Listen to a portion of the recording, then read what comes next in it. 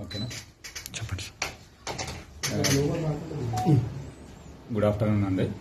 నిన్న మాకు Rayadurgam police station నుంచి ఒక 0 ఎఫ్ఐఆర్ రావడం జరిగింది.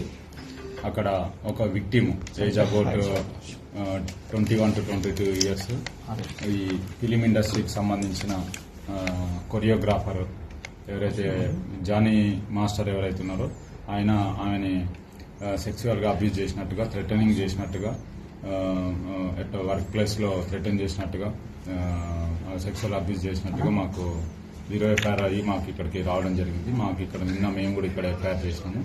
దాంట్లో ఇన్వెస్టిగేషన్ చేస్తున్నాము. యాజ్ పర్ ఇన్వెస్టిగేషన్ వచ్చిన ఎవిడెన్స్ని బట్టి ఫర్దర్గా ప్రొసీడ్ అవుతాము. దీంట్లో విక్టిమ్ ఎవరైతే ఉన్నారో విక్టిమ్ ఎగ్జామిన్ చేయాల్సి ఉంది, ఎవిడెన్స్ కలెక్ట్ చేయాల్సి ఉంది. As per evidence collected evidence further investigation proceed అవుతాము.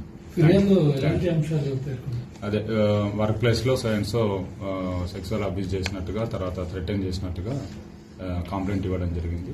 దాన్ని బేస్ చేసుకొని మేము ఇన్వెస్టిగేషన్ చేస్తాం. మీరు సంప్రదించే ప్రయత్నం చేస్తారా అటువంటి అన్ని మాస్టర్ కానీ, లేకపోతే యువతి స్టేట్మెంట్ ఏమైనా రికార్డ్ చేస్తాం? అది ఇన్వెస్టిగేషన్ లో భాగంగా చేస్తాం. ముందుగా ఎవిడెన్స్ కలెక్ట్ చేసుకొని ఆ ఎవిడెన్స్ బేస్ చేసుకొని ఏముందో ఫర్దర్ గా ప్రొసీడ్ అవుతాం. జానీ మాస్టర్ కాంటాక్ట్ చేసే ప్రయత్నం లేదు, ముందు మేము ఒక ఎవిడెన్స్ కావాలి కదా. విక్టిమ్ ఇచ్చే ఎవిడెన్స్ ని బట్టి, ఆమె స్టేట్మెంట్ ని బట్టి ఏముంది అంటే చూస్తాం. వచ్చిందా సార్ ఇక్కడ? Thank you. విక్టిమ్ అందుబాటులోకి వచ్చినారు. ప్రజెంట్ లేనని చెప్తున్నారు. అవుట్ ఆఫ్ స్టేషన్ ఉన్నా వస్తానని చెప్తున్నారు. చేస్తాం. యాజ్ పర్ ప్రొసీజర్ ఏముందో అది చేస్తాం. Thank you. రాంగ్ తర్వాత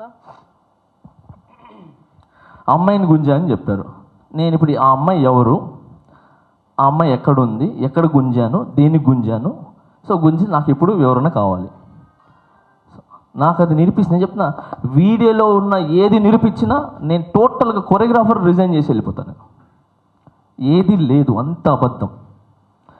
కేవలము తనకేంటి ఒక 5 పర్యాలు చేయకూడదు అన్నారని చెప్పి ఆయనకి ఒక లీడర్గా నిలబడాలి అని చెప్పి. సో ఇవన్నీ పక్కన పెడితే దాంట్లో ఉన్న అన్ని అబద్ధాలు, ఇంకా చాలా చెప్పారు దాంట్లో. ఇంకేదో ఉన్నాయి, నాకు గుర్తు రావట్లేదు కానీ, సో చాలా ఉన్నాయి. సో అలాగే ఈ పక్కన పెడితే సార్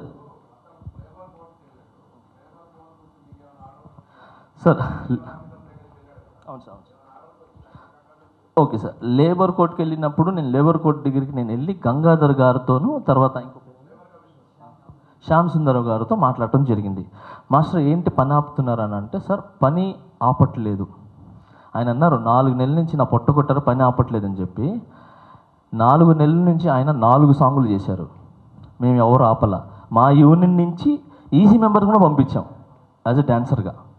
సో మేము 4 సాంగులు చేశారు. అది చేసింది కాక తను ఇంకా చేసిన తప్పు ఏంటనంటే, ఏదైతే పేమెంట్ వస్తుందో, మీ యూనియన్స్ కూడా ఉన్నాయి కాబట్టి పేమెంట్ వస్తుంది కాబట్టి, పేమెంట్ ఎవరికి వెళ్తుంది? కోశాధికారికి వెళ్తుంది. ఓకే, ఆయన కోశాధికారికి ఇవ్వకుండా ఆయనే బయట ఆయన అకౌంట్లో వేసుకొని, ఆయనే పని చేసుకొని, అన్నీ చేసేసుకొని డైరెక్ట్ యూనియన్కి ఆ 10% ఏదో వేసేసారు. వేసేసిన తర్వాత ఏంటి పేమెంట్ పడిందని మనవాడు అడిగితే, అవును నేను వేసేసాను అన్నాడు. అది తప్పు కదా అని అంటే ఏమన్నా